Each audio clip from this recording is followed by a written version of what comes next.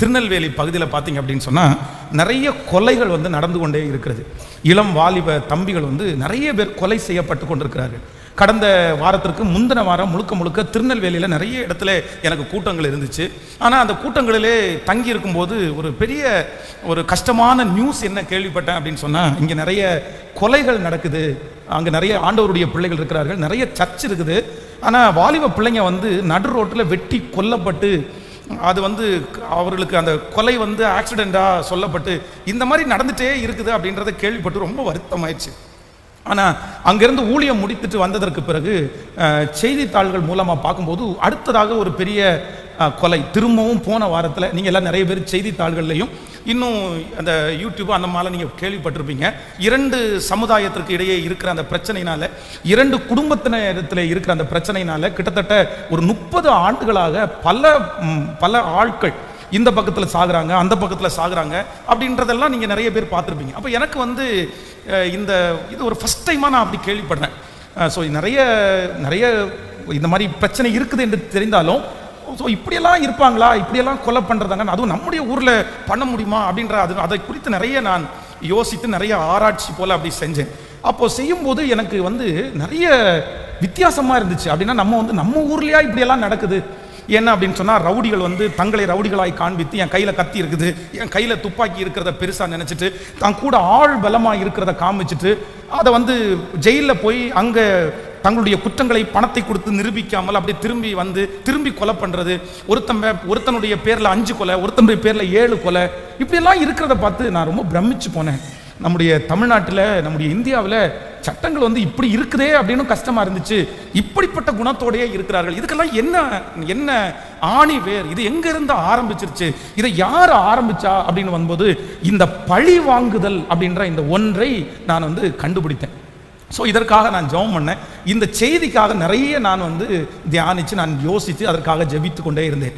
கடந்த ஃபாஸ்டிங் ப்ரேயரில் இந்த பழி வாங்குதலை குறித்து பேசணும் அப்படின்னு ஒன்று நினச்ச மனசில், ஆனாலும் சரியான ஒரு நடத்துதல் இல்லாமல், ஆனால் இன்றைக்கு வந்து இந்த பழி வாங்குதலை குறித்து ஆண்டவர் என்னுடைய உள்ளத்திலே தெளிவாக என்னுடைய உள்ளத்திலே பேசினார். ஆண்டவருடைய பிள்ளைகள் வந்து இதில் ரொம்ப கவனமாக இருக்க வேண்டிய அவசியம் உண்டு. ஸோ பழி வாங்குதல், இதை குறித்து தான் இன்றைக்கு நான் பேச போகிறேன். நம்முடைய வேதத்தை திறந்து ஒரு சில வசனங்களை நம்ம எல்லாருமே தெளிவாக நீங்கள் வாசிக்கும்படியாய் உங்களை அன்போடு கேட்கிறேன். முதலாவதாக ஒரு வசனத்தை, உபாகமம் 32ஆம் அதிகாரத்தினுடைய 35வது வசனத்தை வாசிக்க போகிறோம். 32ஆம் அதிகாரம் 35வது வசனம், பழி வாங்குவதும் பதில் அளிப்பதும் எனக்குரியது, ஏற்ற காலத்தில் அவருடைய கால் தள்ளாடும், அவர்களுடைய ஆபத்து நாள் சமீபமாக இருக்கிறது, அவர்களுக்கு நேரிடும் காரியங்கள் தீவிரித்து வரும். நல்லா கவனிங்க. முதலாவதாக ஆண்டவர் இந்த இடத்திலே எழுதி வைத்திருக்கிறார், பழி வாங்குதலும் பதில் அளிப்பதிலும் எனக்குரியது, அது கர்த்தருக்குரியது அப்படின்னு ஆண்டவர் சொல்லுகிறார். அடுத்த வசனத்தை ஒன்று வாசிக்கலாம். 2 சாமுவேல் 22ஆம் அதிகாரத்தினுடைய 48வது வசனத்தை வாசிக்கலாம். 2 சாமுவேல் 22ஆம் அதிகாரம் 48வது வசனம், அவர் எனக்காக பழிக்கு பழி வாங்கி ஜனங்களை எனக்கு கீழ்ப்படுத்துகிற தேவனானவர். நல்லா கவனிங்க. 2வது வாசித்த இந்த வசனத்திலையும் சங்கீதக்காரன் என்ன சொல்றார் அப்படின்னு சொன்னா, நான் ஆராதிக்கிற, நான் வணங்குகிற என் தேவனாகிய கர்த்தர் எனக்கு பழிக்கு பழி வாங்குகிறவர். என் எதிரினிடத்திலே நான் பழிவாங்க வேண்டிய அவசியம் இல்லை, என் சத்துருனிடத்திலே நான் பழி வாங்க வேண்டிய அவசியம் இல்லை. எனக்காக யார் பழி வாங்குவாங்கன்னா, எனக்காக கர்த்தர் பழி வாங்குவார். எரேமியாவின் தீர்க்கதரிசன புஸ்தகம் 51ஆம் அதிகாரத்தினுடைய 36வது வசனத்தை வாசிக்க போறோம். 51ஆம் அதிகாரம் 36வது வசனம், ஆகையால் கர்த்தர் சொல்லுகிறது என்னவென்றால், இதோ நான் உனக்காக வழக்காடி உன் பழிக்கு பழி வாங்கி அதன் கடலை வரளவும் அதன் ஊற்றை சுவரவும் பண்ணுவேன். ஆகையால் கர்த்தர் சொல்லுகிறது என்னவென்றால், இதோ நான் உனக்காக வழக்காடி உன் பழிக்கு பழி வாங்கி. அப்போ ஆண்டவர் இந்த இடத்துல சொல்லுகிறார், நான் உனக்காக வழக்காடுவேன், நான் உனக்காக பழிக்கு பழி வாங்குவேன். இன்னொரு வசனத்தை கூட வாசிக்கலாம். ரோமரின் புஸ்தகம் 12ஆம் அதிகாரத்தினுடைய 19வது வசனத்தை வாசிக்க போகிறோம். ரோமர் 12ஆம் அதிகாரம் 19வது வசனம், பிரியமானவர்களே, பழி வாங்குதல் எனக்குரியது, நானே பதில் செய்வேன் என்று கர்த்தர் சொல்லுகிறார் என்று எழுதியிருக்கிறபடி நீங்கள் பழி வாங்காமல் கோபாக்கினிக்கு இடம் கொடுங்கள். நல்லா கவனிங்க, போதும், என்னை கவனமாய் கவனிங்க. வேதத்துல நம்ம வாசித்த இந்த வசனத்துல எல்லாம் ஆண்டவர் என்ன சொல்றார் அப்படின்னு சொன்னா, பழி வாங்குறதுல உன் கையில கொடுக்கல. இந்த உலகத்துல எதிரிகள் உங்களுக்கு இருக்கலாம், நிறைய மன கஷ்டப்படுத்துறவர்கள் இருக்கலாம், சில நஷ்டங்களை வருவிக்கிறவர்கள் இருக்கலாம். ஆனா ஆண்டவர் என்ன சொல்றார் அப்படின்னு சொன்னா, இல்ல, நீங்கள் பழி வாங்குற அந்த வேலையை உங்க கையில நீங்க எடுக்க கூடாது என்கிறதுலே ஆண்டவர் ஒரு விஷயம் அல்ல, பல விஷயம் எழுதி வைத்திருக்கிறார். இந்த ஜெபத்திலே இந்த சத்தத்தை கேட்கிற நீங்கள் யாரோ ஒருத்தர் அதிகமாய் நீங்கள் காயப்பட்டிருக்கலாம், நீங்க நஷ்டப்பட்டிருக்கலாம், சில இடத்திலே அவமானப்படுவதற்கு சிலர் ஒருவேளை உங்களுக்கு காரணமாய் இருக்கலாம். உங்க மனசுல நான் பழி வாங்காம நான் விட மாட்டேன், கண்டிப்பா நான் ரெண்டுல ஒண்ணு பார்ப்பேன், அது எப்படி அவங்க பண்ண முடியும்? யாரோ ஒருத்தரை, ஒருவேளை உங்கள் மாமியாரா இருக்கலாம், உங்க மாமனாரா இருக்கலாம், உங்க சொந்தக்காரங்களா இருக்கலாம். ஆனால் ஆண்டவர் இன்று உங்களோடும் என்னோடும் தெளிவாய் பேசுகிறார், பழிவாங்கிற வேலை நம்முடையது அல்ல. இன்றைக்கு நீங்க ஒரு தீர்மானம் எடுக்கணும், இந்த இடத்துல இருந்து ஒரு ஜெபத்தை ஏறெடுக்கணும். ஆண்டவரே, எது நடக்கட்டும், எது நடக்கட்டும், எவ்வளவு விரோதமாய் வேண்டும் என்றாலும் எழும்பட்டும், ஆனால் இன்று நான் ஒரு தீர்மானம் எடுக்கிறேன், கண்டிப்பாக நான் இனி யாரையும் என்ன பண்ண மாட்டேன்னா, நான் பழி வாங்க மாட்டேன். கவனிங்க, இந்த பழி வாங்குதல் என்கிறது உலகத்துல மட்டும் இல்ல. நம்ம என்னமோ செய்தித்தாளில் வாசிக்கிறோம், அவன் கத்தியை வச்சான், அவன் வெட்டினான், தலையை கட் பண்ணிட்டு போயிட்டான் அப்படின்னு நம்ம நிறைய வாசிக்கிறோம். ஆனா கிறிஸ்தவர்கள், நான் தான் கத்தியை வச்சுக்கலையே, நான் அப்படி கொடூரமான கொலையாளி எல்லாம் இல்லையே, நான் யாரை கொலை பண்ணேன், நான் அப்படியெல்லாம் கிடையாது, நான் பழி வாங்குற எண்ணம் எல்லாம் எனக்கு இல்லை. ஒன்று நினைத்து கொள்ளுகிற, அவங்க நிறைய பேர் கத்தியை வச்சுட்டு பழி வாங்குறாங்க. ஒவ்வொருத்தருமே பழி வாங்குறதற்கென்று சிலர் ஒவ்வொரு ஆயுதத்தை வச்சிருக்கிறாங்க. பாருங்க, சிலர் பழி வாங்குறது எப்படி பழி வாங்க தெரியுமா? பேசுறத விட அமைதியாக்கிடுவாங்க. நான் பேச மாட்டேன், பேசாம பழி வாங்குவாங்க. சிலர் பேசி பழி வாங்குவாங்க, சிலர் சண்டை போட்டு பழி வாங்குவாங்க, சிலர் மூட்டி கொடுத்து பழி வாங்குவாங்க. நல்லா கவனிச்சுங்க, பழி வாங்குறது என்கிறது வெறும் கத்தியை தூக்கிட்டு இன்னொருத்தரை வெட்டுறது மட்டும் பழி வாங்குறது கிடையாது. உங்க மனசுக்குள்ள மனைவிய, கணவனை இப்படி பண்ணிட்டாங்க, நான் உனக்கு இப்படி பண்ணுவேன், நீ அனுபவிக்கணும், நீ எப்படி இப்படி பண்ணலாம் அப்படின்னு உங்களுடைய மனசுக்குள்ளே இருக்கிற கசப்பு அவர்களுக்கு விரோதமாய் பேசுவதற்கும் செய்வதற்கும் உங்களை வழிநடத்துமானால், நான் நம்புறேன் நீங்களும் ஒரு விதத்தில் எப்படிதான் இருக்கிறீங்க அப்படின்னு சொன்னா, பழி வாங்குற குணத்தோடு தான் இருக்கிறீர்கள். உங்களுக்கு கையில கத்தி இல்லை சிஸ்டர், உங்க கையில கத்தி இல்லை பிரதர், ஆனா என்ன தெரியுமா இருக்குது? கத்திய மாதிரி நிறைய பேருக்கு வார்த்தை இருக்குது, நிறைய பேர் இதெல்லாம் பழி, நிறைய பேர் அவ்வளவுதான் பேசாமல இருந்தே பழி வாங்கிடுவாங்க, வராம இருந்தே பழி வாங்கிடுவாங்க. ஆனால் ஆண்டவர் இந்த ஜெபத்தில் இருக்கிற யாரோ ஒருத்தரத்துல தெளிவா பேசுறாரு, இந்த பழி வாங்குறதல் என்கிறது உனக்குரியது அல்ல, உனக்குரியது அல்ல. அது யாருக்குரியது என்று சொன்னால் அது கர்த்தருக்குரியது. ஆமென் சொல்லுங்கள். என்னுடைய தேவனாகிய கர்த்தர் நமக்காக பழி வாங்குகிறவர். இந்த உலகத்தில் இருக்கிற மனிதர்கள் சொல்லுகிறார்கள், மனிதன் அன்று கொல்லுவான், தெய்வம் நின்று கொள்ளும் அப்படின்னு சொல்லுவாங்க ஒரு பழமொழியாக. ஆனா உண்மையிலே சில நேரத்தில் ஆண்டவர் உங்களுக்கு விரோதமாய் எழும்புகிற, உங்களுக்கு விரோதமாய் கிரியை செய்கிற சில காரியங்களை உடனே ஆண்டவர் செய்ய மாட்டார். ஆண்டவர் பொறுத்திருப்பார், ஆண்டவர் அமைதியா இருப்பார், ஆண்டவர் திருந்துவதற்கு வாய்ப்பு கொடுப்பார், ஆண்டவர் மனம் திரும்புதலுக்கு, மன்னிப்பு கேட்பதற்கு ஆண்டவர் கண்டிப்பாக வாய்ப்பு கொடுத்து, அது இல்லாத பட்சத்திலே தான் கர்த்தருடைய தண்டனையினுடைய பிரம்பு அவர்களுக்கு நேராய் வருகிறது. அப்போ நான் நம்புறேன், ஆண்டவர் நமக்காக பழி தீர்க்கிற கர்த்தராய் இருக்கிறார். நீங்க ஒரு நடந்த சம்பவத்தை சொல்றேன். ஒசூர்ல ஒரு தேவனுடைய ஒரு நல்ல ஒரு ஊழியக்காரர் ஒசூர்ல இருந்தார். அவங்க அவருடைய ரொம்ப நல்ல தேவ மனுஷன், ரொம்ப அழகாய் ஊழியம் செய்கிறவர். அவர் பேர் ஆரோக்கியசாமி. இந்த ஆரோக்கியசாமி அங்கே ஊழியம் பண்ணிட்டு இருக்கும்போது பக்கத்தில் இருக்கிற ஒரு ரவுடி அடிக்கடி அவர் என்ன சொல்லுவார் அப்படின்னு சொன்னா, இந்த பாரு, உன்னை ஒரு நாள் மண்ணெண்ணை ஊற்றி நான் உன்னை கொளுத்திடுவேன், ஒரு நாள் உன்னை மண்ணெண்ணை ஊற்றி நான் கொளுத்திடுவேன். ஸோ இதனால இந்த ஊழியர் ரொம்ப பயந்துட்டாரு. அப்படின்னா டெய்லி அவன் போகும்போதெல்லாம் இந்த மாதிரி உன்னை மண்ணெண்ணை ஊற்றி கொளுத்திடுவேன் அப்படின்னு ஒரு ரவுடி சொல்றதை பார்த்து ரொம்ப பயந்து போய் அடிக்கடி ஜெபம் பண்ணி, ஆண்டவரே இவன் இப்படி மிரட்டிட்டே இருக்கிறானே, என்ன பண்றேனே தெரியல, இவன் இப்படி பண்ணுவானே அப்படின்னு தோணுது, இவன் இப்படி பண்ணிட்டானா என்னுடைய பிள்ளைகளை எப்படி பார்த்துக்கிறது, ஊழியத்தை எப்படி செய்கிறது, அப்படி ஒரு கலக்கம் அவருக்குள்ள போயிட்டே இருந்துச்சு. அப்போ இந்த மண்ணெண்ணை ஊற்றி உன்னை கொளுத்திடுவேன் அப்படின்னு சொன்ன அந்த நபர் தண்ணி அடிக்கிற பழக்கம் இருக்குது. அவருடைய வாகனத்தை அந்த மனுஷன் ஓட்டிட்டு போகும்போது அந்த வாகனம் அவனுடைய நிலை தடுமாறி கீழே விழுது. அப்படின்னா அந்த புல்லட் ஓட்டிட்டு இருக்கிறான், அவனுக்கு ரொம்ப வெயிட்டா இருக்குது. அப்போ குடிச்சிருக்கிறதுனால அவரால் பிடிச்சி வைக்க முடியல, கீழே விழுந்துச்சு. அந்த வண்டி மேலேயே இந்த மனுஷனும் விழுறான், இவரால் எழும்ப முடியல. அப்படியே நைட்டு இரவு அந்த வண்டிக்கு மேலே அப்படியே படுத்து கிடக்கிறாரு, நர குடியில் இருக்கிறாரு. வண்டி வந்து கவுந்து கிடக்குது. அப்போ அந்த வழியாய் சினிமாவை பார்க்கறதுக்காக சினிமா பார்த்து முடிச்சுட்டு ராத்திரி ஒரு கூட்டம் பேர் வர்றாங்க. வரும்போது ஏதோ வழியில கிடக்குது அப்படின்னு பார்க்குறாங்க. சரி என்னன்னு பார்க்கலாம், இருட்டா இருக்குது, நம்ம என்னன்னு பார்க்கலான்னு சொல்லிட்டு தீப்பெட்டி எடுத்து தீக்குச்சி அடிச்சா கீழே பெட்ரோல் வந்து நிறைய இருந்திருக்கு, அப்படியே பிடிச்சிச்சு.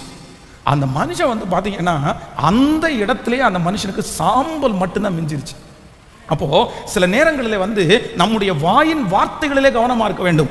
இன்னொன்று நினைத்துக் கொள்ளுங்கள், சில காரியத்தில் வந்து சிலருக்கு வந்து தண்டனை இல்லாததுனால, உடனே தண்டனை கிடைக்காததுனால என்ன வேணாலும் செஞ்சிடலாம்னு நினைக்கிறாங்க. அவ்வளவுதான், ஒன்றும் இல்லை, நமக்கு அது ஒன்றும் நடக்காது. அவங்களை அடிமைப்படுத்துகிறது, கேட்கறதுக்கு யாரும் இல்லைன்னா சிறுமைப்படுத்துகிறது. ஆனால் ஆண்டவர் பழி தீர்க்க ஆரம்பிச்சிட்டாருன்னா, ஆண்டவர் பழி வாங்க ஆரம்பிச்சிட்டாருன்னா, இந்த உலகத்தில் நீங்களும் நானும் அவருக்கு முன்பாக நிற்கவே முடியாது, நிற்கவே முடியாது. இந்த ஜெபத்தில் இருக்கிறவர்கள் யாரையாவது குறைவாய் நடத்துகிறீர்களா? ஆண்டவர் அமைதியா இருப்பார். ஆனால் சிலருக்காக ஆண்டவர் பழி வாங்க ஆரம்பிச்சிட்டாருன்னா உண்மையிலே நம்ம பழச்சிட முடியாது. நீங்க வேதத்துல வந்து ஒரு சில மனிதர்களுக்காக ஆண்டவர் பழி வாங்குறாரு பாருங்க. வேதத்தில் நீங்க வாசிக்கலாம். முதலாவதாக வாசிக்கலாமா?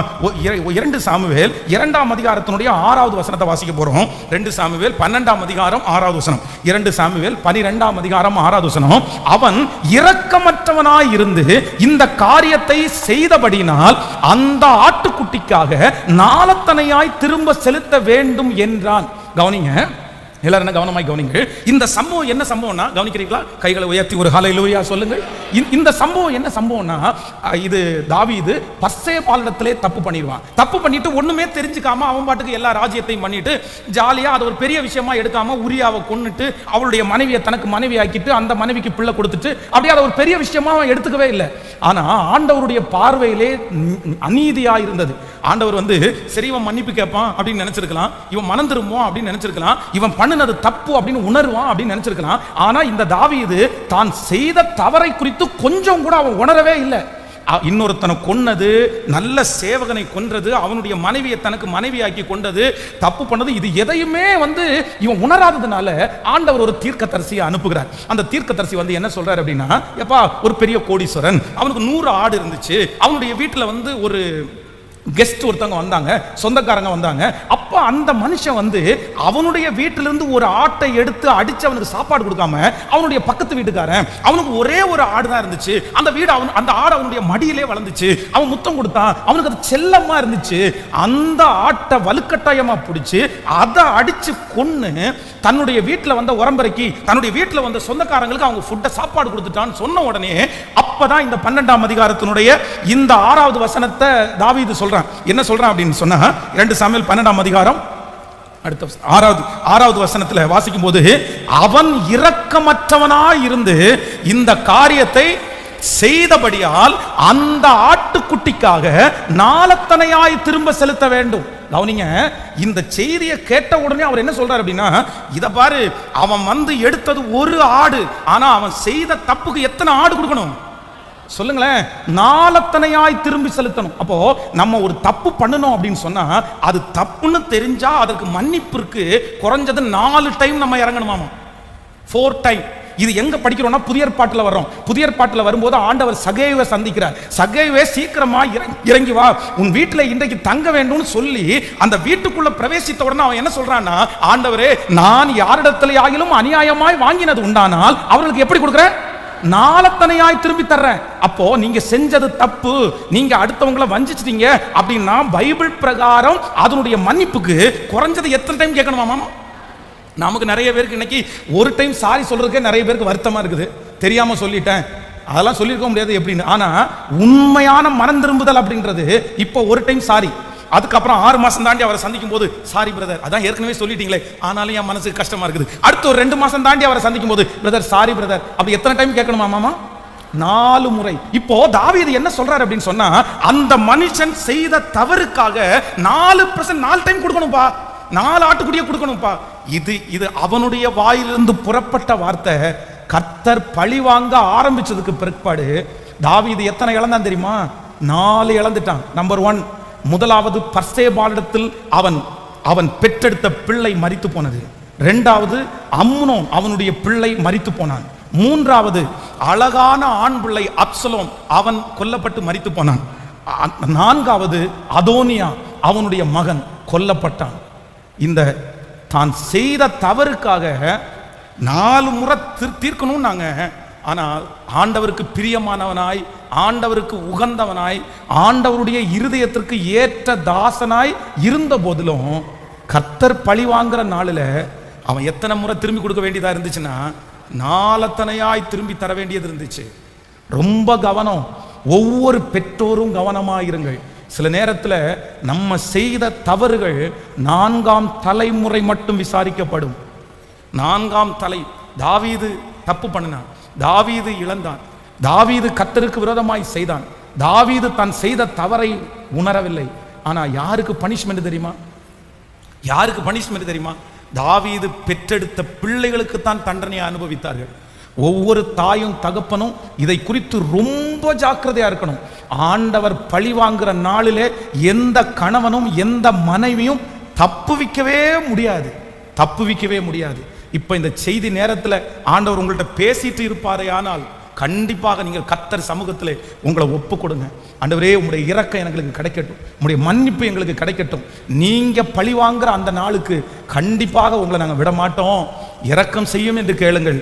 கண்டிப்பாக அவருடைய இரக்கம் முடிவே இல்லாத இரக்கம். கைகளை உயர்த்தி ஆமோதிக்கிறவர்கள் ஆமேன். கைகளை உயர்த்தி சொல்லுங்க, உங்களுடைய இரக்கத்திற்கு முடிவே இல்லை. முழு பலத்தோடு கூட ஆண்டவரே, நான் செய்த தவறுகளுக்காக நீர் ஒரு நாளும் எங்களுக்காக பழிக்கு பழி வாங்க வேண்டாம். உம்முடைய பழி வாங்குதலுக்கு நாங்கள் நிற்க முடியாது. சொல்லுங்க, ஆண்டவரே நாங்கள் நிற்க முடியாது. முழு பலத்தோடு சொல்லுங்க, தகப்பனே நாங்கள் நிற்க முடியாது, நாங்கள் நிற்க முடியாது. ஆமென். ஆண்டவர் நமக்காக பழி வாங்குகிறவர். நீங்க இன்னொரு வசனத்தை கூட வாசிக்கலாம். 1 சாமுவேல் 15ஆம் அதிகாரத்தினுடைய 2வது வசனத்தை வாசிக்க போகிறோம். 1 சாமுவேல் 15ஆம் அதிகாரத்தினுடைய 2வது வசனம். சேனைகளின் கர்த்தர் சொல்லுகிறது என்னவென்றால், இஸ்ரவேல் எகிப்திலிருந்து வந்தபோது அமலேக்கியர் அவர்களுக்கு வழிமறித்திய செய்கையை மனதிலே வைத்திருக்கிறேன். என்ன சொல்றாரு? இன்னொரு வாசிக்கலாம். சேனைகளின் கர்த்தர் சொல்லுகிறது என்னவென்றால், இஸ்ரவேலர் எகிப்திலிருந்து வந்தபோது அமலேக்கு அவர்களுக்கு வழிமறித்த செய்கையை மனதிலே வைத்திருக்கிறேன். இது எப்ப நடந்தது? நீங்க வாசிங்க. யாத்ராகமம் 17ஆம் அதிகாரம் 8வது வசனத்திலிருந்து வாசிக்கலாமா? அமலேக்கியர் வந்து ரவிதீமிலே இஸ்ரவேலரோட யுத்தம் பண்ணினார்கள். அப்பொழுது மோசே, யாத்ராகமம் 17ஆம் அதிகாரம் 9வது வசனம். அப்பொழுது மோசே ஜோஷுவாவை நோக்கி, நீ நமக்காக மனிதர்களை தெரிந்து கொண்டு புறப்பட்டு அமலேக்கியரோட யுத்தம் பண்ணு. நாளைக்கு நான் மலை உச்சியிலே தேவனுடைய கோலை என் கையிலே பிடித்துக் கொண்டு நிற்பேன் என்றான். இப்பொழுது வாங்க 15வது வசனத்துக்கு வாங்க. 15வது வசனம் 16வது வசனம் வாசிக்க போறோம். மோசே ஒரு பலிபீடத்தை கட்டி அதற்கு யெகோவா நிசி என்று பெயரிட்டான். அமலேக்கியன் கர்த்தருடைய சிங்காசனத்துக்கு விரோதமாய் இருந்தபடினால் தலைமுறை தலைமுறைக்கும் அவனுக்கு விரோதமாய் கர்த்தருடைய யுத்தம் நடக்கும் என்று கர்த்தர் சொன்னார். நல்லா கவனிங்க. கிட்டத்தட்ட 396 வருஷம், 396 396 வருஷத்துக்கு முன்னாடி நடந்த அந்த அமலேக்கியருக்கு செய்த அந்த விஷயத்தை கர்த்தர் என்ன பண்ணினாராமா? மனசிலே வைத்திருந்தாராம். தன் ஜனங்களுக்கு விரோதமாய், தன் பிள்ளைகளுக்கு விரோதமாய். நான் நம்புறேன், சிலர் நமக்கு விரோதமாய் செய்கிறதை நாமே மறந்தாலும், நம்முடைய சன்னதிகள் மறந்தாலும், ஆண்டவர் எப்படி வச்சிருப்பாராமா? கணக்கிலே வைத்திருப்பார். தேவனுடைய அலங்கத்தை கட்டின தேவனுடைய மனிதர்கள், திறப்பில் நின்ற தானியேல் என்கிற தேவனுடைய மனிதன், இப்படிப்பட்ட தீர்க்கதரிசிகள் எல்லாம் ஜெபிக்கும் போது ஒரு வார்த்தையை அவங்க ஜெபிக்கிறதுக்கு மறக்கவே இல்லை. என்ன ஜெபம் தெரியுமா? நானும் என் தகப்பன் வீட்டாரும் பாவம் செய்தோம். நானும், சொல்லுங்க, அவங்க எப்ப ஜெபம் பண்ணினாலும் மன்னிப்புன்னு ஒண்ணு கேட்கும்போது தங்களுக்காக மட்டும் அவங்க மன்னிப்பு கேட்கல. யாருக்காக மன்னிப்பு கேட்டாங்க? சொல்லுங்க, அவங்களுடைய முன்னோர்கள் செய்த தவறுக்காக, பரம்பரை பரம்பரையாய் செய்த தவறுக்காக அவர்கள் தேவனிடத்தில் மன்னிப்பு கேட்டார்கள். ஏன் அப்படின்னா, சிலருடைய கண்ணீர், சிலருடைய வேதனை அவ்வளவு சீக்கிரமா என்ன பண்ணாது அப்படின்னா, சிலரை விட்டு கடந்து போகாது. கோயம்புத்தூர் பட்டணத்திலே ஒரு மெயின் ரோட்டில் ஒரு பெரிய இடத்தோட ஒரு வயதான பாட்டி இருந்தாங்க. எல்லாரும் இறந்து போனாங்க. அந்த இடம் இப்பவும் இருக்குது. மிக முக்கியமான இடம், ஒரு ஜங்ஷன். அதனுடைய ஒரு சென்ட் இன்னைக்கு வந்து 1 கோடி ரூபாய் மதிப்பு வரும். அந்த இடத்தை ஒரு அரசியல்வாதி, ஒரு அரசியல் தலைவர் வந்து தனக்கு அபகரிக்க வேண்டும் என்று ஒரு முயற்சி எடுத்தார். பாலடைஞ்சு போய் கிடக்கிற இடம். அந்த இடத்துல அந்த அம்மாவை போய் சந்திச்சார். என்னம்மா, இந்த இடம் யாருடையது, யார் பேரில் இருக்குது? என்னுடையதாயா. உனக்கு யார் இருக்கா? எனக்கு யாருமே இல்லை. உடனே அந்த மனுஷன், சரி உனக்கு நான் கொஞ்சம் அமௌண்ட் தரேன், நீ அந்த இடத்த எழுதி கொடுக்குறியா அப்படின்னு கேட்டிருக்காங்க. உடனே அந்த வயசான அம்மா என்ன சொல்கிறாங்க அப்படின்னா, வேண்டாம், நான் கொடுக்கல, யாருக்கும் கொடுக்க மாட்டேன். எனக்கு முன்னாடி ஒரு குழந்தைய ஒரு வீட்டில் வளர்த்துறாங்க, அவருடைய சொந்த, அந்த பையனுக்கு தான் இந்த இடத்த நான் கொடுப்பேன், அது எனக்கு வேணும், அதை நான் யாருக்கும் கொடுக்க மாட்டேன். ரெண்டாவது, என்னுடைய கணவனார் இங்கே தான் இறந்து போனார், நான் சாகிற வரைக்கும் கண்டிப்பாக எழுத போகிறது இல்லை அப்படின்னு அவங்க சொன்ன உடனே இவர் உடனே, அது எப்படி இந்த அம்மாவை அப்படி விட முடியும் அப்படின்னு தன்னுடைய பலத்தை காண்பித்து, தன்னுடைய பலத்தை உபயோகப்படுத்தி அந்த அம்மாவை அங்கேருந்து துரத்திட்டாங்க.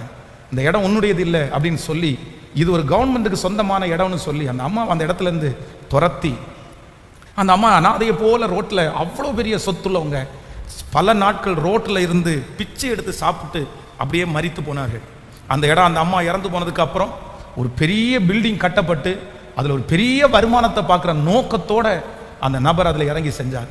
அவருக்கு இருந்தது ஒரே ஒரு மகன், ஒரே ஒரு மகன். ஆனால் கொடுமை என்னன்னா, ஒரு மனசுக்கு ரொம்ப கஷ்டமான விஷயம், அந்த ஒரு மகன் எந்த சொத்தையும் அனுமதிக்க முடியாதபடி பைத்தியமாக்கப்பட்டான். என்ன சொல்றாங்க, யார் சொல்றாங்க? எதுவுமே அவனுக்கு தெரியாது. இன்னைக்கும் கண்ணுக்கு முன்னாடி எதையுமே அனுபவிக்க முடியாம அந்த மனுஷன் இருக்கிறார். அதனால ஆண்டவருடைய பிள்ளைகளே, ரொம்ப கவனமாக கவனிங்க, ரொம்ப கவனமாக கவனிங்க. ஆண்டவர் பழி வாங்க ஆரம்பிச்சா நம்ம யாருமே என்ன பண்ண முடியாதுன்னா, நிலை நிற்கவே முடியாது, நிலை நிற்கவே முடியாது. அதனால கர்த்தருடைய சமூகத்தில் தாழ்மையோடு இருங்க. ஆண்டவரே, இன்னைக்கு ஊழியக்காரர் சொல்றது போல என் கைகளை உயர்த்தி நான் ஒன்று சொல்றேன், இனி மரணம் வரைக்கும், இந்த உலகத்தில் இருக்கிற வரைக்கும் என் மனசறிஞ்சு, எனக்கு தெரியும் இந்த சத்தத்தை கேட்கிற யாரோ ஒருத்தர், உங்க மனைவி உங்களுக்கு செய்த துரோகமா இருக்கலாம், கஷ்டமா இருக்கலாம், உங்களுடைய கணவன் உங்களை பண்ணின பிரச்சனையா இருக்கலாம், துரோகமா இருக்கலாம், பழி வாங்குற எண்ணம் உங்களுடைய இருதயத்துக்குள்ள வந்துட்டே இருக்கலாம். ஆனா ஆண்டவர் உங்களுக்கு வாக்கு கொடுக்கிறார், மகனே, நீ பழி வாங்கி நீ என்ன செய்ய போகிறாய்? பழி வாங்குதல் உனக்குரியது அல்ல. அந்த நபரிடத்துல பழி வாங்குறது உனக்குரியது அல்ல. நீ பட்ட காயம் ரொம்ப பெருசு, நீ பட்ட அவமானம் ரொம்ப பெரியது. என்ன இவ்வளவு அவமானப்படுத்திட்டாங்க, உங்களுக்குள்ள இருக்கிற அந்த கோபத்தை தணிக்கவே முடியல. ஆனால் ஆண்டவர் இன்றைக்கு தெளிவாக உன் கரத்தை பிடித்து கர்த்தர் பேசுறாரு, இல்ல இந்த வேலை உன்னுடையது கிடையாது, அதை என் கையில விட்டுரு, நான் உனக்காக யுத்தம் பண்ணி உன் வழக்காடிகளோட நான் வழக்காடி, ஆமென், உன்னோடு கூட இருக்கிறவர் பெரியவர் என்கிறதை நான் நிரூபிப்பேன். உன்னாலே தண்டனை கொடுக்க முடியாது, உன்னாலே அந்த மனுஷனுக்கு எதுவும் செய்ய முடியாது, நான் பார்த்துக் கொள்ளுகிறேன், நான் பார்த்துக் கொள்ளுகிறேன். ஹல்லேலூயா. கர்த்தரிடத்துல எப்பவுமே நமக்கு ஒரு ஜெபம் வேணும். ஆண்டவரே, நீர் பார்த்துக்கொள்ளும், நீர் பார்த்துக்கொள்ளும், நீர் பார்த்துக்கொள்ளும். எல்லா தாழ்மையோடும் உங்களுடைய விசுவாசத்திற்காக நான் சொல்லுகிறேன். உண்மையிலேயே நம்முடைய ஊழியத்திற்கு விரோதமாக எத்தனை எத்தனை எத்தனை மனிதர்கள், எத்தனை ஆயுதங்கள். ஆனா ஒண்ணு எதிர்க்கிறதுக்கு பலன் இல்லை, இன்னொன்னு எதிர்க்கிறதுக்கு வேதத்துல இடமே இல்லை. ஆமென் சொல்லுங்கள். முதல்ல சிவானந்த காலனிலே கட்டின ஒரு பேனருக்காக போலீஸ் ஸ்டேஷனுக்கு கொண்டு போய் எஃப்ஐஆர் ஃபைல் பண்ணி கோர்ட்டுக்கு போக வச்சு சர்ச்சை இழுத்து மூடணும்னு நினைச்சு நூற்றுக்கணக்கான வாலிபர்களை ஏவி விட்டு பிரச்சனை பண்ணி எத்தனையோ சூழ்நிலைக்கு போனவங்க இன்னைக்கு உயிரோடு கூட இல்லை. இந்த சர்ச்சை முடிச்சிருவோம், மூடிடுவோம்னு சொன்னவங்க அவங்க வாழ்க்கை தான் முடிஞ்சிருச்சு, இன்னைக்கு இல்லை. ஆனா கர்த்தர் இன்று வரைக்கும் நம்மளை அழிக்கவே இல்லை, கர்த்தர் அழிக்கவே இல்லை. கர்த்தர் உங்களுக்காக வைராக்கியம் பாராட்டுகிற கர்த்தர், உடைய பிள்ளைகளுக்காக வைராக்கியம் பாராட்டுகிற கர்த்தர். அவருடைய ஜனமாகிய உங்களுக்கு கர்த்தர் வைராக்கியம் பாராட்டாமல் இருக்க மாட்டார்.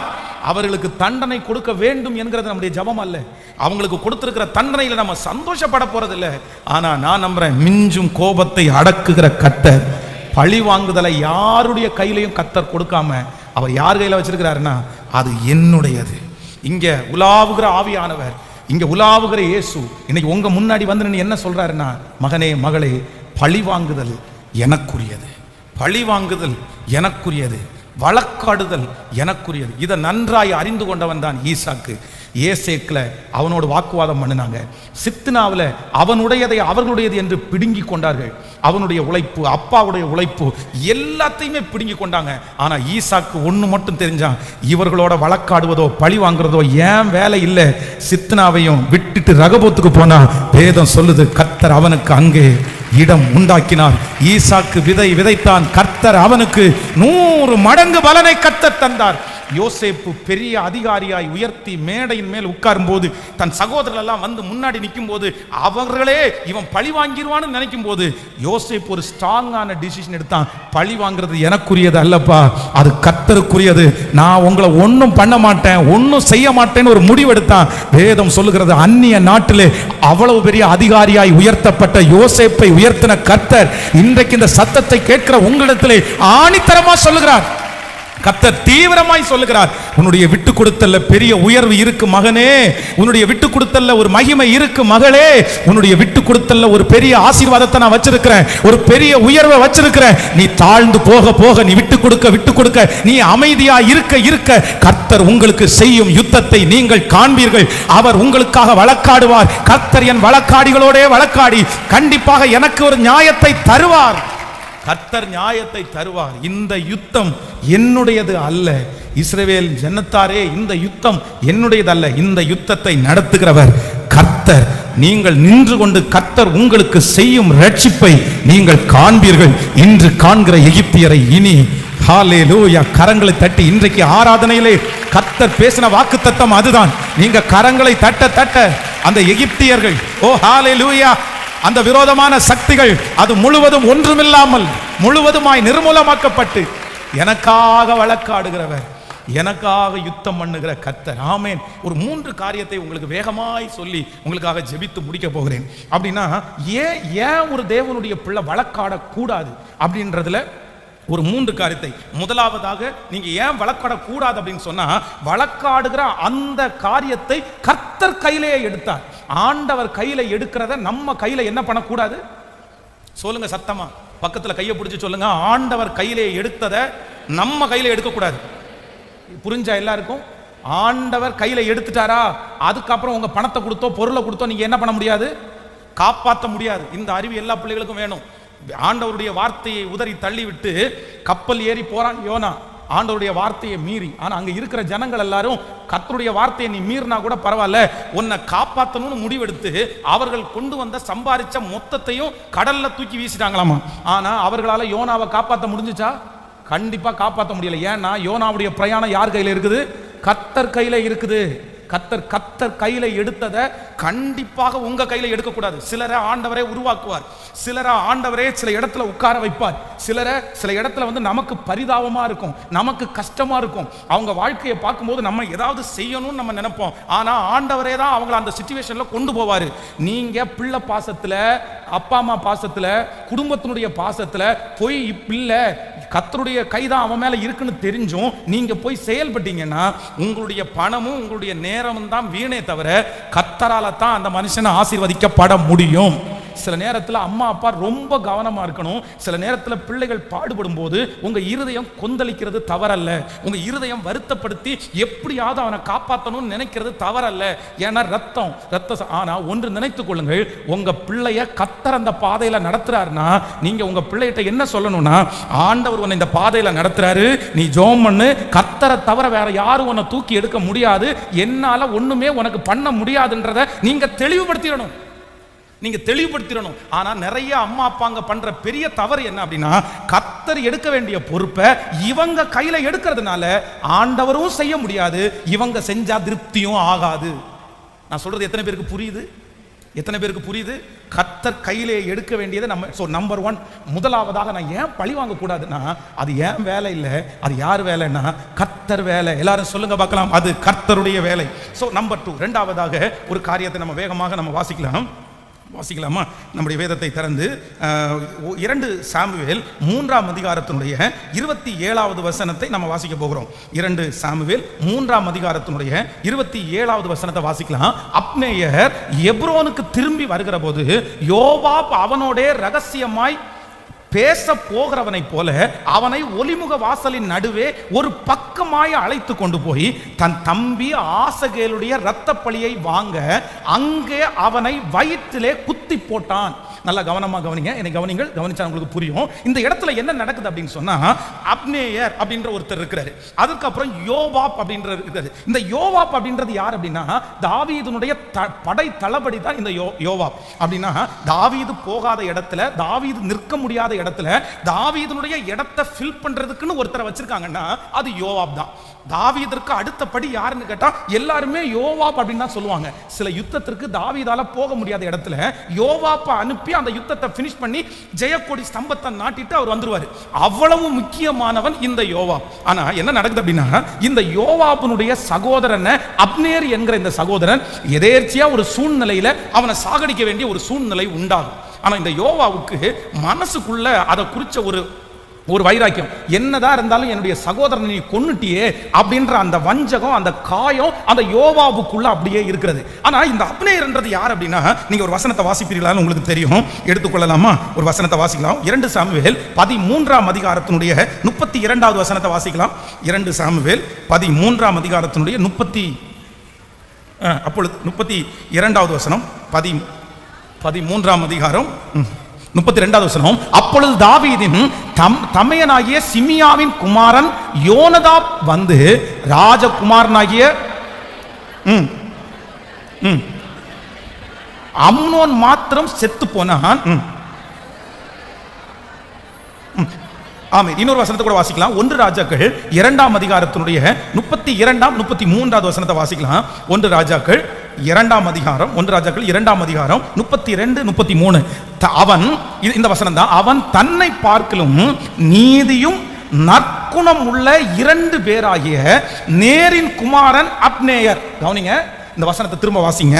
அவன் தன்னை பார்க்கலும் நீதியும் நற்குணமும் உள்ள 2 பேராகிய நேரின் குமாரனாகிய அப்னேயர் என்னும் இஸ்ரவேலின் படைத்தலைவன் மேலும் ஏதேரின் குமாரன் அமசா என்னும் யூதாவின் படைத்தலைவன் மேலும் விழுந்து என் தகப்பனாகிய தாவீதிற்கு தெரியாமல் அவர்களை பட்டயத்தால் கொன்ற அவனுடைய இரத்த பழியை கர்த்தர் அவனுடைய தலையின் மேல் திரும்ப பண்ணுவாராக. அப்போ இப்போ உங்களுக்கு புரிஞ்சிருக்கும், இந்த அப்னேயர் அப்படின்னா யோவாபுனுடைய சகோதரனை கொன்ற இந்த அப்னேயர் யார் அப்படின்னு கேட்டா, அவன் தன்னை பார்க்கணும் யாராமா, நீதி உள்ளவனும் நற்குணம் உள்ளவனும். இப்போ அப்னேயர் வந்து செஞ்சது வந்து எதேர்ச்சியா நடந்தது. நல்ல கவனிங்க, அப்னேயர் பண்ணது எதேர்ச்சியாய் நடக்கிற ஒன்றுன்னு வச்சுங்க. ஆனா தன்னுடைய சகோதரனை கொன்னதை மனசுல வச்சுட்டு இந்த யோவாப் அவனை தீமையா பார்க்கல, பொறாமையா பார்க்கல.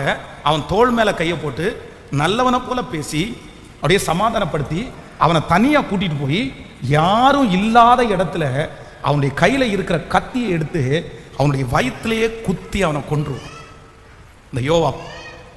அதுதான் இங்கே சொல்லப்பட்டிருக்கிறது.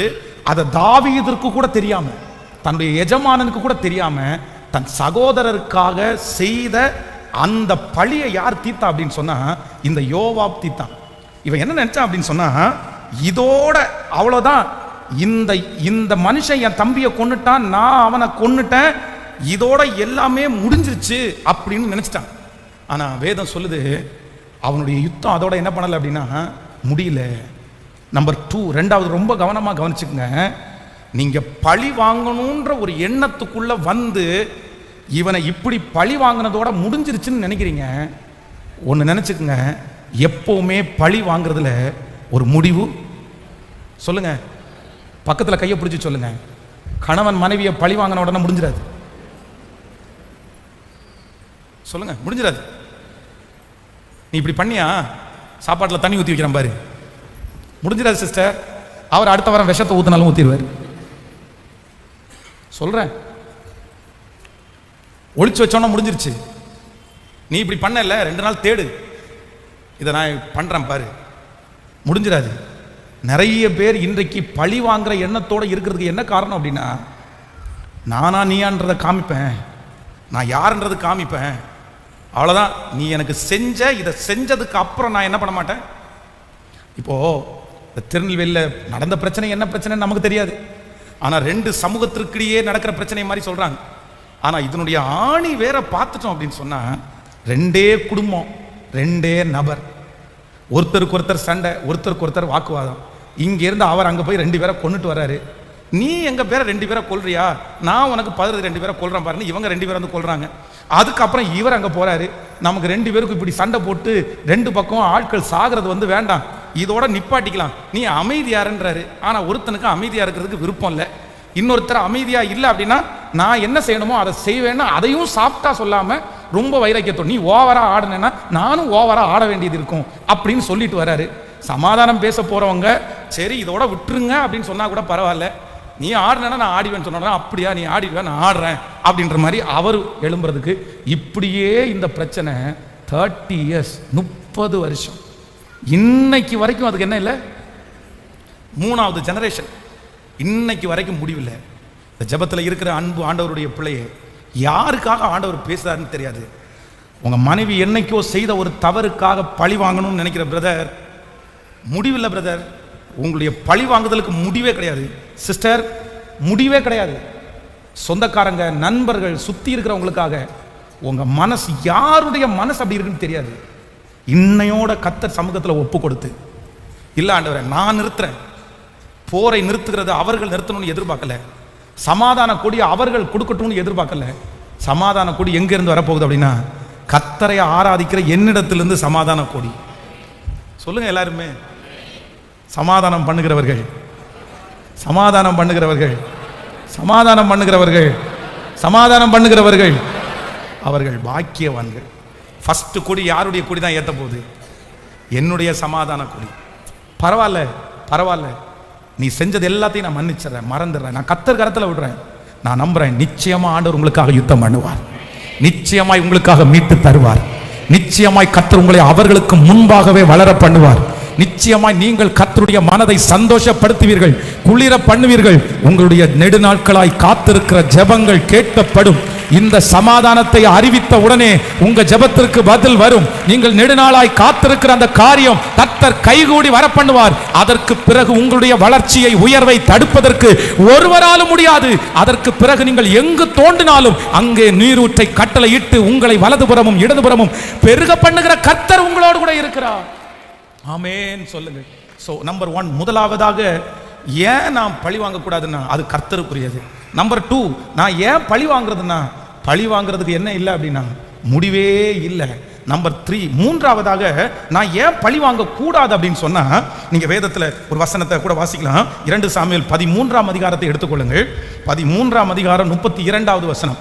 13ஆம் அதிகாரம் 2 சாமுவேல் 13ஆம் அதிகாரத்தினுடைய 32வது வசனம். அப்பொழுது தாவீதின் தமையனாகிய சிமியாவின் குமாரனாகிய யோனதாப் வந்து ராஜகுமாரனாகிய வாலிபர்களை எல்லாம் கொன்று போட்டார்கள் என்று என் ஆண்டவர் நினைக்க வேண்டாம்.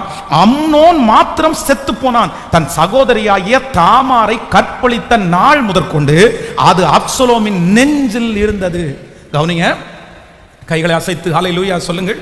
இந்த சம்பவம் என்ன சம்பவம் அப்படின்னு சொன்னா, அப்சலோமுக்கு தன்னுடைய தங்கச்சி தாமார், அவதான் தாவீதுக்கு பிறந்த பிள்ளைகளிலே ஒருத்தி பொன் பிள்ளை. இந்த பிள்ளை அழகான பிள்ளை. ஆனா இந்த அம்னோன் என்ன பண்றான் அப்படின்னு சொன்னா, தன்னுடைய சொந்த சகோதரி மேலேயே ஆசைப்பட்டு அந்த பிள்ளைய வந்து கற்பழிச்சிட்டான். அப்ப அந்த பிள்ளைய கற்பழிச்சதும் இல்லாம அந்த பிள்ளைய வந்து கழுத்தை பிடிச்சி வெளியே தள்ளிட்டான். அவங்க வந்து தலை மேல புழுதியை தூக்கிட்டு அவ்வளவுதான். அதுக்கப்புறம் அவங்க கல்யாணமே ஆகல. தன்னுடைய அழகான தான் விரும்பி தனக்கு எந்த கூட பிறந்த அண்ணங்க தான் இருக்கிறாங்க, தம்பிகள் தான் இருக்கிறாங்க. ஆனா ஒரே ஒரு பொட்ட பிள்ளை, இந்த பிள்ளையினுடைய வாழ்க்கையை இப்படி பண்ணிட்டானேன்னு சொல்லி அம்னோனா அன்னைக்கு எதுவுமே பண்ணல, சண்டை போடல, பிரச்சனை பண்ணல, மனசுக்குள்ளேயே வச்சிருந்தான். என்னைக்காவது ஒரு நாள் என் தங்கச்சிக்காக நான் உன்கிட்ட பழி வாங்காம போக மாட்டேன், உன்னை கொல்லுவேன், ஏன்னா நீ என் தங்கச்சியை எப்படி இப்படி வேசிய மாதிரி நீ நடத்தலாம், அப்படியே அமைதியா இருந்து மனசுக்குள்ளே வச்சிருந்து என்ன பண்ணிட்டான் அப்படின்னு சொன்னா ஒரு ஃபங்க்ஷன் வைக்கிறான். அந்த ஃபங்க்ஷனுக்கு தாவீது இடத்துல போய் அனுமதி கேட்கறான். இந்த மாதிரி ஒரு ஃபங்க்ஷன் வச்சிருக்கிறேன், நீங்க வரணும்னு. உடனே தாவீது என்ன சொல்வாருன்னா, நான் வர முடியாதுப்பா, எனக்கு வேலை இருக்குது. உடனே என்ன சொல்வாருன்னா, நீங்க வராட்டி பரவாயில்ல, அம்னோனை அனுப்புங்க அப்படின்னு. உடனே வந்து இவங்களுக்கு வந்து சரி அப்படின்வாங்க. அவன் மயிர் கத்திரிக்கிறதுக்காக போறான். இந்த அப்சலோம் என்ன பண்றான்னா, தன்னுடைய ஆட்களை எல்லாம் செட் பண்ணி வச்சு அவன் சாப்பிட்டு குடிச்சு வெறிச்சிருக்கும் போது அவனை அடிங்கன்னு நான் சொல்லுவேன். எதையுமே எதிர்பார்க்காதீங்க, உங்களுக்கு கட்டளை இருக்கிறது நானு. நீங்க வந்து தாவீதினுடைய குமாரன் அப்படின்னு நினைக்க வேண்டாம், நான் உங்களுக்கு கட்டளை எடுக்கிறேன், அடிச்சிருங்கன்னு சொன்ன உடனே இவன் சிக்னல் கொடுப்பான். அந்த இடத்துல அம்னோனை அடிச்சு கொன்றுவாங்க. ஆனா இங்க தாவீதுக்கு நியூஸ் வருது, போனவங்க எல்லாரையுமே அப்சலோம் கொன்னுட்டான்னு நியூஸ் வருது. உடனே வந்து சொல்லுவாங்க, இல்ல நீங்க அப்படி நினைக்க வேண்டாம், அம்னோன் மாத்திரம் தான் செத்தான், மற்றவங்க எல்லாம் உயிரோட தான் இருக்கிறாங்க. அப்போ இப்போ அப்சலோம் என்ன நினைக்கிறான்னா, பழி தீர்த்துட்டான். சரி ஓகே, என் சகோதரி நீ இப்படி நடத்தின, நான் உன்னை கொன்னுட்டேன். உடனே தன்னுடைய தகப்பனார் வந்து, நீ இப்படி என் கூட என்னுடைய பெத்த பிள்ளையை நீ கொன்னுட்ட, நீ இந்த ராஜ்ய பாரத்துக்குள்ளே வரக்கூடாது அப்படின்னு சொல்லி இவன் அப்பாவை விட்டு மறைஞ்சு இன்னொரு தேசத்துல வாழ்றான். ஆனா யோவாப்ன்ற ஒருத்தன் வந்து பிளான் பண்ணி அப்சலோமை உள்ள கொண்டு வந்து தாவீதை டம்மி பண்ணணும்னு நினைச்சு இவன் என்ன பண்றான்னா, ட்ரிக்கான வேலை பார்த்து அப்சலோமை உள்ள கொண்டு வரான். அப்சலோமை உள்ள கொண்டு வருவதற்கு காரணமா இருந்தவன் யோவாப். உள்ள வந்தாச்சு. இப்ப உள்ள வந்தவன் ஜாலியா அப்பா இருந்த இடத்த நான் பிடிச்சிருவேன்னு நினைச்சு அங்க இருக்கிற ஒவ்வொருத்தருடைய தோல் மேலும் கையை போட்டு அப்பா விட்ட நியாயத்துக்கு போறவங்களுக்கு எல்லாம் இவனே நியாயம் கொடுத்து, ஏன்னா ரொம்ப அழகானவன் அப்சலோம், ரொம்ப உச்சன் தலை முதல் உள்ளங்கால் வரைக்கும் ஒரு பழுதும் அவனுக்கு இல்லையாமா. எல்லாருக்குமே அட்ராக்ஷன், யாரு பார்த்தாலும் அவனை பிடிக்கும். அவன் தோல் மேல கை போடுறதுன்றது ஒரு பெரிய அவங்களுக்கு ஆசீர்வாதம், ஒரு பெரிய சந்தோஷம். எல்லாம் அப்படியே நடந்துட்டு இருந்துச்சு. ஆனா ஒரு நாள் எந்த பட்டயத்தை அப்சலோம் எடுத்தானோ அதே பட்டயத்தால அப்சலோம் என்ன பண்ணுவான் அப்படின்னா, மடிந்து போனான். வேதம் சொல்லுது, பட்டயத்தை எடுக்கிறவர்கள் சொல்லுங்க எதால மடிவார்களாமா? இந்த சம்பவங்கள் நடக்கும்போது ஒரு ரவுடி பேட்டி கொடுக்கறத பார்த்தேன். உங்களுக்கு இதெல்லாம் விருப்பமா இருக்கா சார், உங்களுக்கு இதெல்லாம் இஷ்டமா இருக்கா சார்? உடனே அவர் சொல்றாரு, கண்டிப்பா எனக்கு விருப்பம் இல்லை, எங்களுக்கும் எல்லா மனிதர்களை போல சமமாய் வாழ்றதுக்கு தான் எங்களுக்கு விருப்பம். அப்புறம் ஏன் கையில கத்தி, அப்புறம் ஏன் துப்பாக்கி, அப்புறம் ஏன் உங்களுக்கு பாதுகாப்புக்கானது? உடனே அந்த உலகத்தில் இருக்கிற மனுஷன் சொன்ன வார்த்தை எனக்கு ஷாக் ஆயிடுச்சு. சார், ஒரு டைம் கத்திய கையில எடுத்துட்டோம் அப்படின்னு சொன்னா எல்லா ரவுடிகளுக்கும் அந்த கத்தினால தான் சாவு. நாங்க திருந்தினாலும் நாங்க விட்டாலும் எங்களை பாதுகாக்கிறதுக்கு எங்க கத்தி எங்க தலைமாட்டில் இருந்துதான் ஆகணும். இல்லை அப்படின்னா இன்னொரு கத்தி எங்களை கொன்றும். நாங்கள் திருந்திட்டோம், நாங்கள் மாறிட்டோம். ஆனால் கத்தி நாங்கள் இன்னொருத்தரை கொல்றதுக்கு வச்சிருக்கல, என்னை பாதுகாக்கிறதுக்காக நான் வச்சிருக்கிறேன். பிரதர், பேதுரு ஆண்டவரை நேசித்து கத்திய கையில் எடுக்கும்போது ஆண்டவர் சொல்றாரு, பேதுருவே உன் பட்டயத்தை, இங்கே இருக்கிற யாரோ ஒரு சில இடத்துல கர்த்தர் சொல்றாரு, உன் பட்டயத்தை சொல்லுங்க, என்னவானாலும் இருக்கலாம். பிரதர், விளையாட்டா எடுக்காதீங்க பிரதர். சிலர் வந்து கத்திய கையில் வச்சிருக்கலங்க, ஆனா கூர்மையான ஆயுதங்க அவங்க நிறைய பேர் வச்சிருக்காங்க. வெளியில ஜெபம் பண்றவங்க நிறைய பேர், வெளியில கணவன் மனைவி அவ்வளோ உறவா இருக்கிறது மாதிரி ஆனா மனசுக்குள்ள முழுக்க டாமினேட்டிங், அரசாளி, ஸ்ட்ரிக்டா, வஞ்சகமா. கர்த்தர் பார்க்கிறார், கர்த்தர் நியாயம் தீர்ப்பார். ஆண்டவருடைய கண் உங்களுக்கு முன்னாடி இருக்குது. திருநெல்வேலியில் ஒரு கன்வென்ஷன் கூட்டத்துக்கு போயிருக்கும்போது ஒரு வீட்டில் தங்க வச்சாங்க. ஸோ ஒரு இரவு, அப்போ அந்த ராத்திரி தங்கிட்டு இருக்கும்போது அப்படியே பெட்டில் படுத்து கையை இப்படி தூக்குனா ஒரு பெரிய அருவா தொங்குது.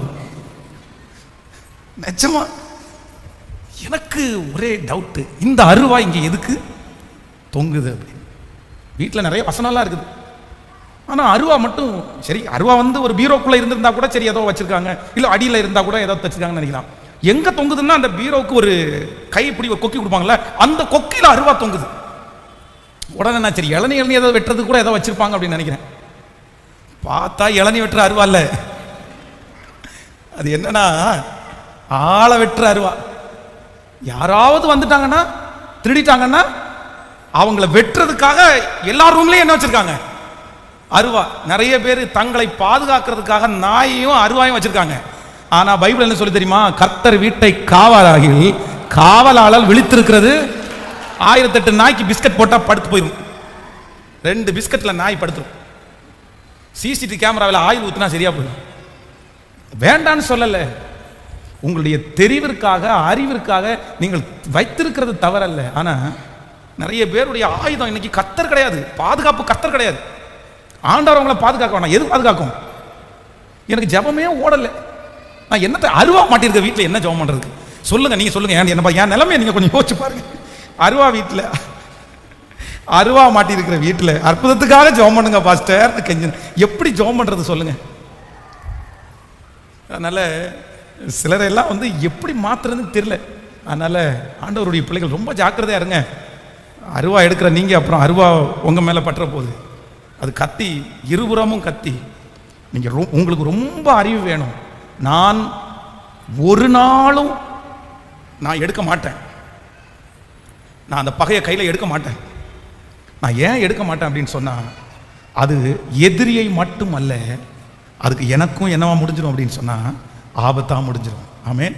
பக்கத்தில் கையை பிடிச்சி சொல்லுங்க, அது அவர்களை மட்டும் இல்லை, பழி வாங்குதல் உங்களையும் அழிச்சிடும். நல்லா சொல்லுங்க, உங்களையும் அழிச்சிடும். அவங்கள மட்டும் அழிக்காது. கோர்ட்டில் கேஸ் போட்டால் எத்தனை பேருக்கு செலவு? கோர்ட்டில் கேஸுக்கு யாருக்கெல்லாம் செலவு? நம்ம யார் கேஸ் போடுறோமோ அவங்களுக்கு மட்டுமா செலவு? கேட்கல, அவங்களுக்கு மட்டும் செலவு கிடையாது. கேஸ் போடுற நமக்கும் செலவு தான். நம்ம வக்கீல் ஃபீஸ் கொடுக்கணுமா? இல்லை, நிறைய பேருக்கு வர மாட்டேங்குது. நம்ம வக்கீல் ஃபீஸ் கொடுக்கணுமா? கண்டிப்பாக கொடுத்தாகணும். நமக்கு வக்கீல் ஒன்றும் மாமா பையனாக இருந்தாலும் அத்தை பையனாக இருந்தாலும் சும்மா என்ன பண்ண மாட்டாங்க. நிறைய பேர் சொல்லுவாங்க, எனக்கு ஒரு நல்ல வக்கீல் இருக்குது, எங்கள் மாமா பையன், எங்கள் அத்தை பையன். ஐயோ, நான் வக்கீல்களை தப்பாக சொல்லலை, கோச்சிடாதீங்க. நீங்கள் நல்லா இருக்கணும், ஆசீர்வாதமாக இருக்கணும். என்னை நேசிக்கிற வக்கீல் கூட நிறைய பேர் இருக்காங்க. உண்மையிலே நிறைய பேர் என்கிட்ட ஃபோன் பண்ணி, பாஸ்டர் உங்களுக்கு என்ன ஹெல்ப் பண்ணாலும் பண்ண, நம்ம ஆன்லைனில் அட்டன் பண்ணுற நல்ல குணம் படைச்ச நல்ல மனசில் இன்னொருத்தருடைய அநீதியை பொறுத்து கொள்ளாத வழக்காடுகிற அவங்களுக்கு அது ஒரு டியூட்டி, அதை செய்யலாம். கர்த்தர் நீதி உள்ள நியாயாதிபதி, அந்த மாதிரி நீதிபதிகளை கர்த்தர் வைக்கிற. ஆனால் யாருமே அவங்களுடைய ஊதியம் இல்லாமல் என்ன பண்ண முடியாது. அதுவும் சிலர் எல்லாரும் இல்லை, சிலர் என்னதான் சொந்தக்காரங்களா இருந்தாலும் அந்த பக்கத்தில் கொஞ்சம் எக்ஸ்ட்ரா காசு வந்துச்சுன்னா நீதி எந்த பக்கமா திரும்பும் சொல்லுங்க? இல்லை, ஒரு தப்பு பண்ணவங்க நிறைய. நான் இங்கே இந்த ஜெயிலுக்கு ஒரு டைம் போனேன், கோயம்புத்தூர் ஜெயிலில் விசிட் பண்ணுறதுக்கு போனேன். போகும்போது நீங்கள் எத்தனை வருஷமா பிரதர் ஜெயிலில் இருக்கீங்க கேட்டால் நிறைய பேர் 12 வருஷம் 11 வருஷம் 21 வருஷம் கூட ஒருத்தர் இருந்தார். எனக்கு ரொம்ப ஆச்சரியமா இருக்கு, இத்தனை வருஷமாவும் உள்ள இருக்கிறீங்க அப்படின்னு. ஆனால் இங்கே சுற்றி திற நிறைய ரவுடிங்க பார்த்தீங்கன்னா 7 கொலை பண்ணுறேன்றான், 7 நாள் கூட உள்ள உட்கார மாட்டேங்கிறான். அவர் சின்ன ஏதோ ஒரு தப்பு பண்ணிருக்கு, உள்ள போய் 11 வருஷமா உட்காந்துருக்கிறாரு. இவன் 7 கொலை பண்ணிட்டு ஜாலியாக வீடியோ எடுத்துட்டு கையில் கத்தியை வச்சுட்டு எப்படா இப்படியெல்லாம் வர்ற அப்படின்னு கேட்டால், அது ஒன்றும் இல்லை சார், ஆளுக்காக பணம் இருக்குது சார். சிலருக்கு பணம் இருந்துச்சு அப்படின்னா அதை சரி பண்ணிடுவாங்க. அப்போது பழி வாங்குற குணம். ஏன் நான் பழி வாங்கக்கூடாதுன்னா, நான் யாரை பழி வாங்கினாலும் அது ஒன்று, அது கர்த்தருடையதை நான் எடுக்கக்கூடாது. 2வது, அதுக்கு முடிவில்லை. 3வது, அது அவர்களை மட்டுமல்ல. சொல்லுங்க, எல்லாருமே மறக்க மாட்டீங்கல்ல பிரதர்? உங்க மனைவியை மட்டும் தாக்காது. நீங்க என்ன நினைக்க தெரியுமா? அவங்களுக்கு பாடம் கற்றுக் கொடுக்கணும்னு நினைக்கிறீங்க.